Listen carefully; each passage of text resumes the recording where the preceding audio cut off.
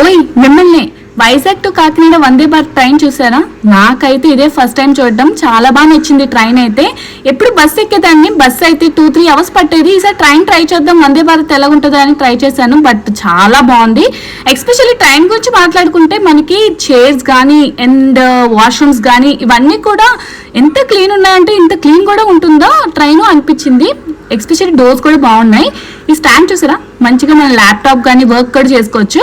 కిందన బాటిల్స్ కానీ డ్రింక్స్ కానీ పెట్టుకోవచ్చు. ఈ స్టాండ్ చూడండి, ఇది ఎంత బాగుంది కదా, ఎంత బాగా పెట్టారు. అంటే ఇది ముసలి వాళ్ళు ఉంటే చూసారా, ఓల్డ్ ఉమెన్స్ మెన్స్ వీళ్ళకి పెట్టుకోవడానికి బాగుంటుంది.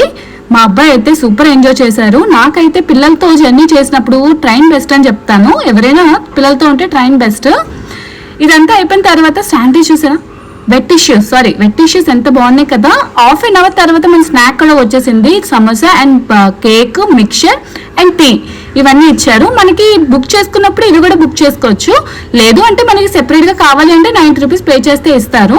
నాకు టీ డిసప్పాయింట్ అనిపించింది, వాటర్ ఎక్కువ వేసేసాడు. బట్ ఓకే అనిపించింది నాకైతే. మంచిగా వ్యూ చూస్తూ తాగాను. ఒక 1 అవర్లో వెళ్ళిపోయానంటే నాకు అసలు నమ్మబుద్ధి కాలేదు. చాలా బాగుంది. నాకు నెక్స్ట్ టైం కూడా ఇదే ఎక్కాలి. ఇవన్నీ అయిపోయిన తర్వాత మిగిలిన ఐటమ్స్ అన్ని హ్యాండ్ బ్యాగ్ లో పెట్టుకోవడం నాకు అలవాటు. బాయ్.